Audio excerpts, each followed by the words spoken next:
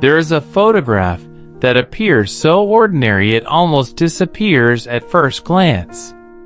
No famous faces are present. No dramatic moment is unfolding. No history book ever printed it.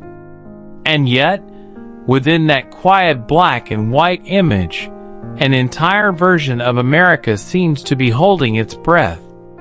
The people inside it did not know they were being remembered. They did not pause.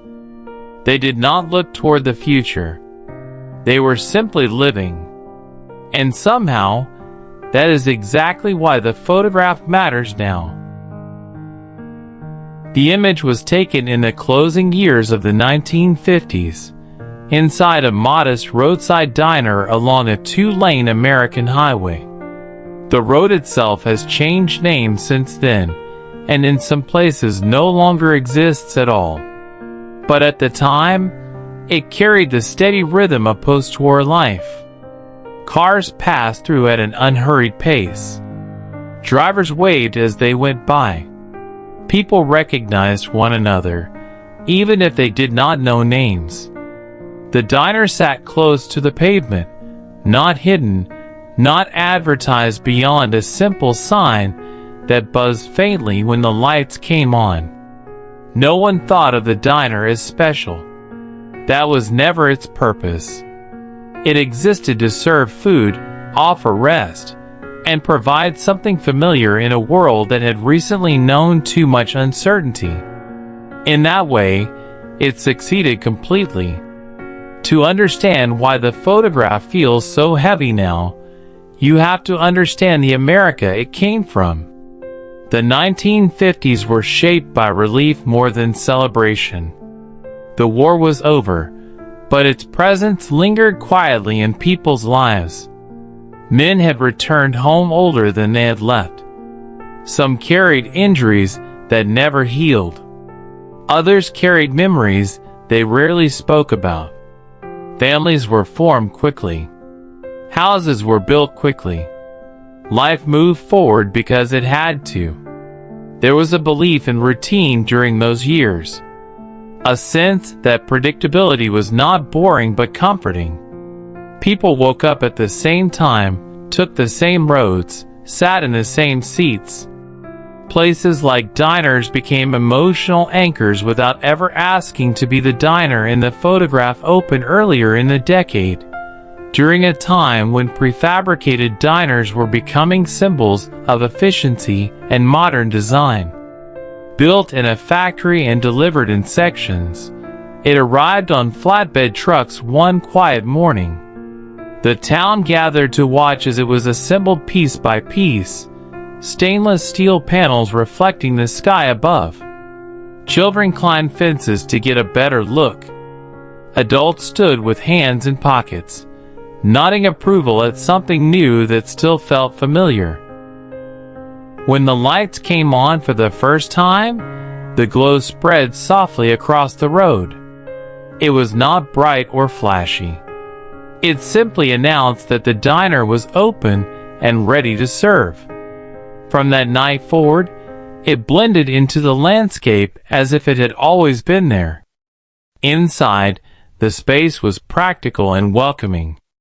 The black and white tile floor was chosen for ease of cleaning, but over time it softened under thousands of footsteps. The counter curved gently through the room, its surface cool and smooth, polished every day and slowly worn by elbows and coffee cups. Vinyl stools lined the counter, their red color vivid at first, and then gradually fading as years passed.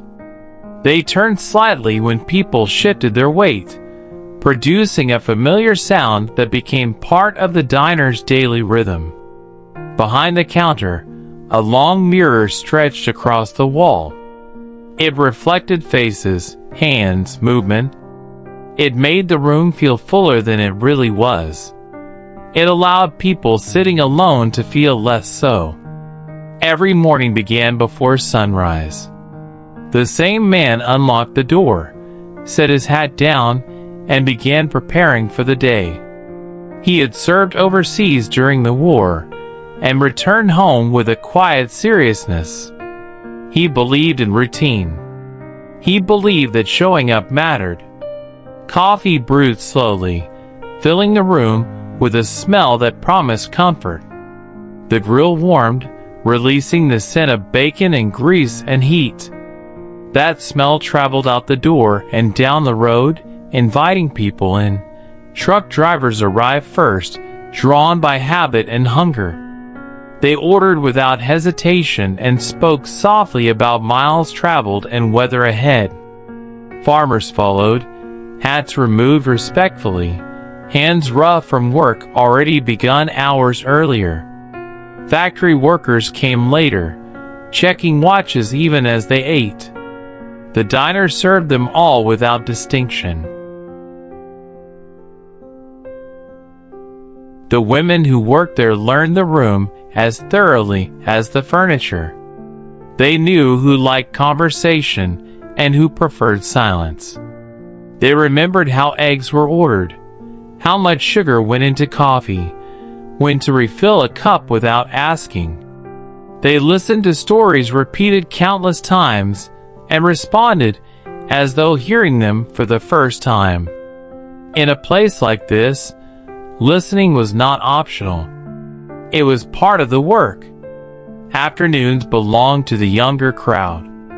Teenagers filled the booths after school, bringing noise and energy with them. They laughed loudly, shared food, and talked about futures that felt exciting and distant. They did not consider how permanent the diner felt to them. They assumed it would always be there, waiting. Evening slowed again. Couples arrived quietly. Families ate together without rushing. Sometimes the jukebox played softly, not loud enough to dominate conversation. The diner absorbed it all without comment. First dates, last meals, celebrations and disappointments passed through its doors every day. The diner witnessed ordinary moments, which are often the most revealing. It saw marriages begin over shared pie and coffee. It saw those same couples years later sitting in silence, hands no longer touching. It saw children celebrated and losses mourned over plates that remained untouched. It saw men leave town chasing opportunity, and others return humbled but welcomed back without question. The photograph captures one of those ordinary afternoons. The light entering through the windows is angled just right, softening the room. Dust floats in the air, visible only because the sunlight catches it. The lunch crowd has passed.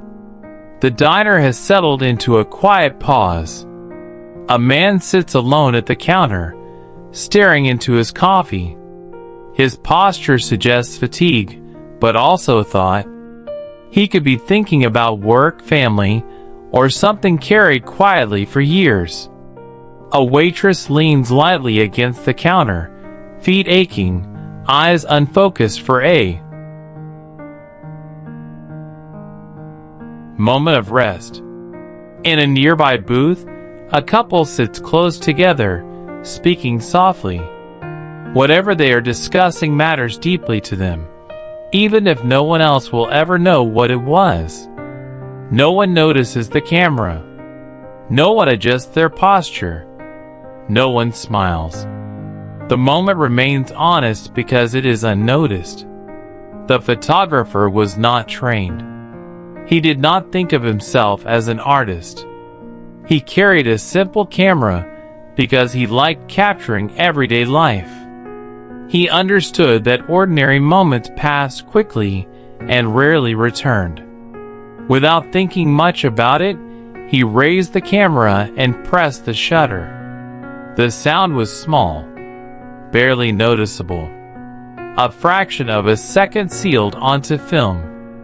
At the time, the diner showed no obvious signs of ending.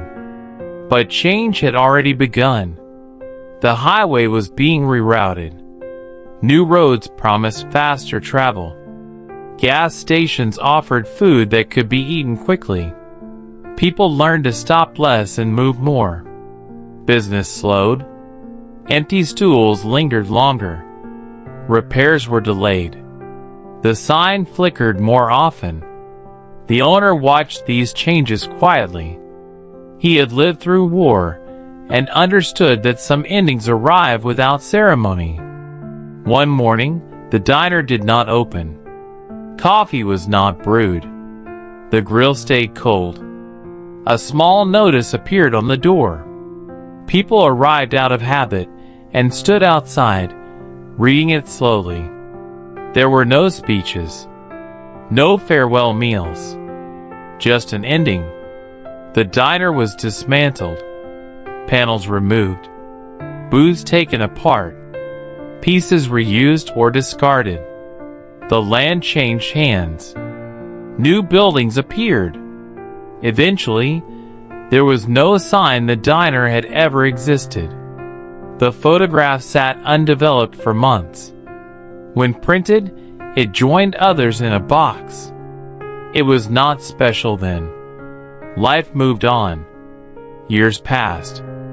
The photographer aged. His hands grew unsteady. When he passed away, his belongings were sorted. Some photographs were kept. Others were thrown away. This one nearly disappeared. But someone paused. Someone felt something familiar they could not explain. Decades later, the photograph resurfaced. It was scanned and shared. People recognized themselves in it, or their parents, or places they remembered but could no longer find. The image did not explain itself. It invited memory. The faces remain unnamed, their lives unknown. That uncertainty gives the photograph its power. It does not tell us what to feel. It allows us to bring our own memories to it. What the photograph preserves is not just a diner, but a way of living shaped by routine and presence. A time when people gathered without urgency, when silence was allowed, when places did not rush you through them. History is often remembered through events and headlines.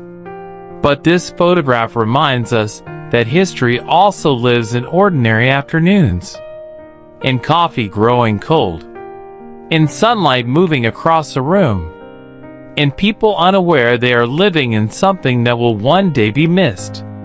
When you look at the image long enough, you can almost hear the room. Cups touching saucers, a stool turning slightly, quiet conversation blending into the background. You can almost smell the coffee. For a moment, the diner lives again, not because it was saved, but because it was remembered. And that is what a single photograph can preserve. Not fame, not spectacle, just life exactly as it was.